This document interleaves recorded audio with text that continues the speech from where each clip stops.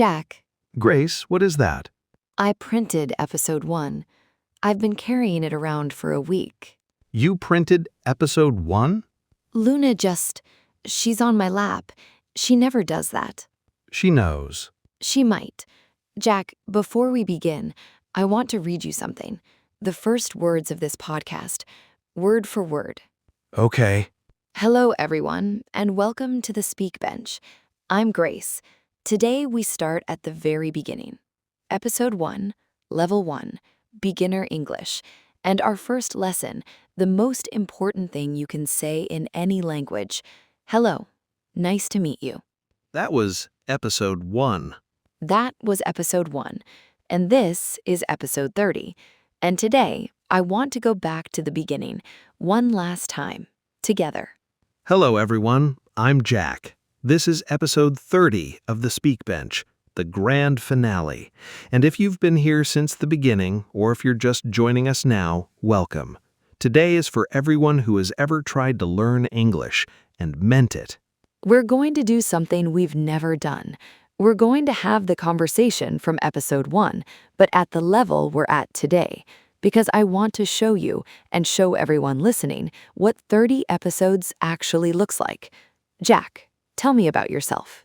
I'm Jack, from Chicago originally, though New York has been home long enough now that I think the city has claimed me.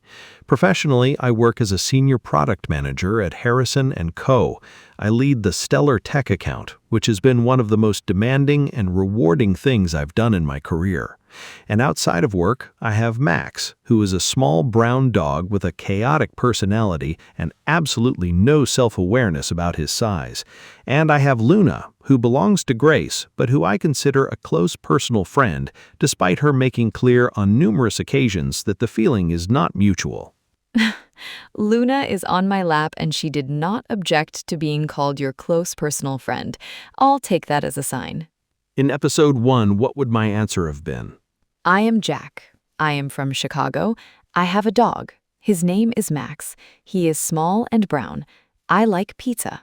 Same person, same facts, completely different language, completely different presence. That's 30 episodes. Let's go back through it. Level 1, A1 Beginner, episodes 1 to 6. We learn to say hello, introduce ourselves, talk about our day, ask questions, go shopping, ask for directions. The first 6 episodes, I remember thinking, this is basic, I already know this, and then realizing how much I was getting wrong in the fundamentals. The confidence to say hello clearly, the courage to introduce yourself to a stranger, those aren't small things. Beginners often underestimate the foundations, but everything we built in level 4 and 5, the collocations, the academic writing, the negotiation, all of it rests on those first 6 episodes. You cannot negotiate without first being able to say, tell me about yourself. You cannot debate without first knowing how to ask, how do you feel? Level 2, A2 Elementary, episodes 7 through 12, past tense, future plans, restaurants, family, emotions. Episode 12, How Do You Feel? I remember that episode because we talked about something important, that naming your emotions in a second language is one of the most vulnerable things a person can do. You're not just finding words, you're finding yourself in a different tongue. I used to avoid talking about feelings in English because I didn't have the words and I didn't want to seem less than I was. Episode 12 gave me those words. Level 3, B1 Intermediate, job interviews, small talk, office English, travel, opinions, problems, and solutions.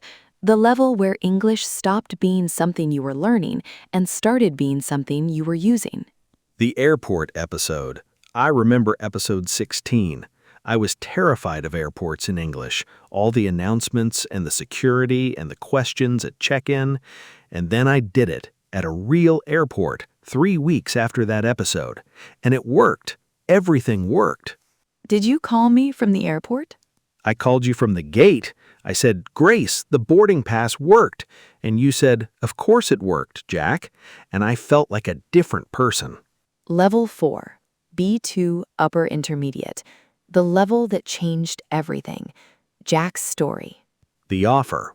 Harrison and Co. The yes, yes, yes email I almost sent. The business suit 3 sizes too big. Bring it up. Put off. Follow up. 3 phrasal verbs I got wrong in my first 3 hours. The 7 a.m. panic call.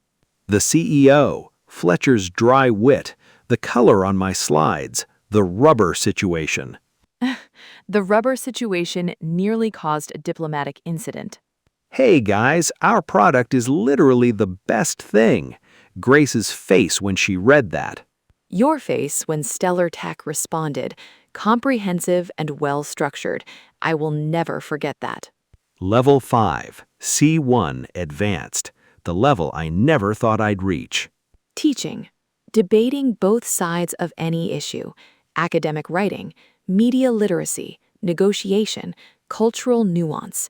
The level where English becomes a way of thinking, not just a way of speaking. I think in English sometimes. Not always, but sometimes. I'll be working through a problem and the thought comes in English and I don't have to translate it. It's just there. Softly. That's fluency, not perfection. The thoughts arriving in the language without asking permission. Settling. I want to give you one last lesson, the one I've been saving. I'm listening. Every language learner I've ever known, and I've known many, has a moment where they stop waiting to be ready. They stop rehearsing what they might say and they just say it. Imperfectly, incompletely, sometimes wrongly, and something shifts.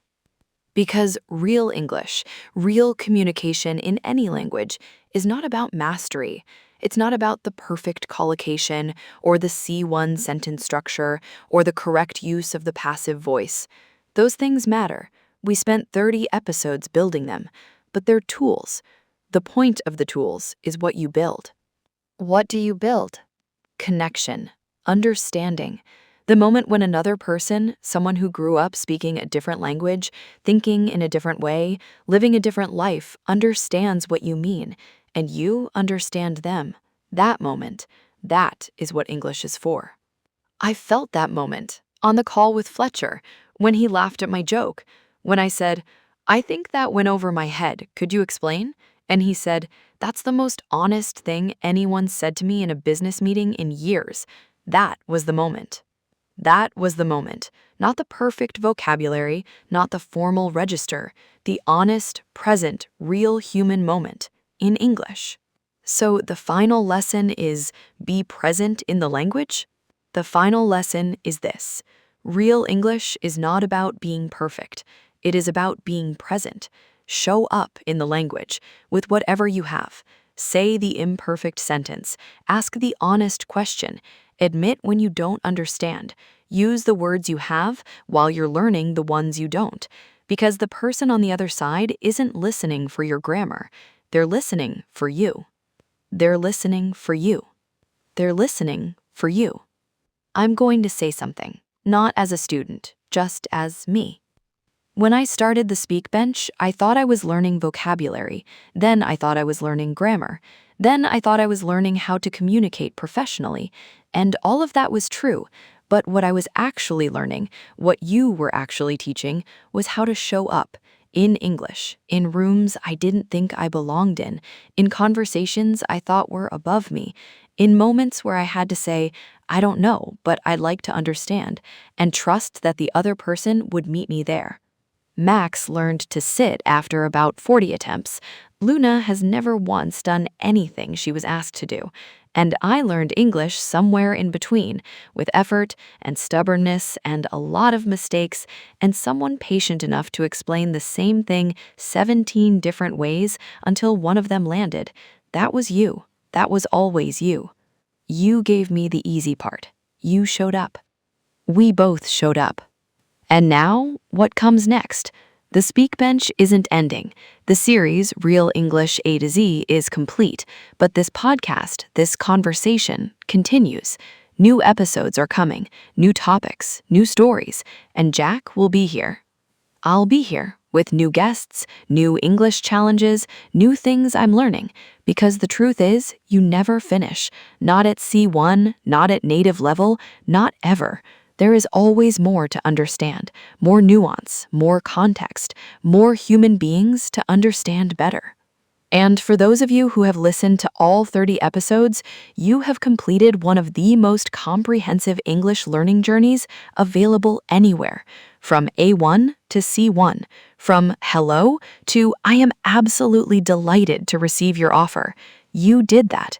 Every episode you came back for, that was you. Grace. Yes. Say goodbye. I have been thinking about how to say this for 3 episodes, and I've decided that the only way to say goodbye properly in the language we've spent 30 episodes learning together is to say exactly what's true, without qualification, without hedging, without C1 sentence structure or formal register. Thank you to every person who listened, who came back week after week, who wrote a comment and wondered if anyone read it. We read it. Who practiced out loud alone in a room and felt silly and kept going anyway, who learned a collocation on Tuesday and used it on Wednesday and felt something shift. Thank you. You were the whole point.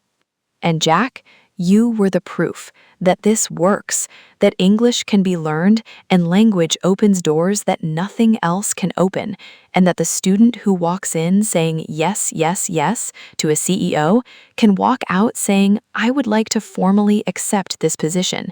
You were the whole point too. Grace?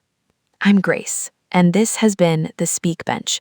Real conversations, real English, real you. Goodbye, everyone.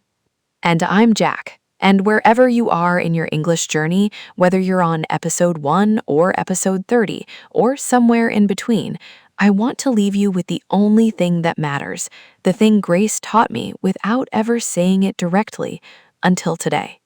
Show up in the language, as you are, with what you have. The right words will come, and when they don't, the honest ones are enough. Goodbye, and thank you for listening.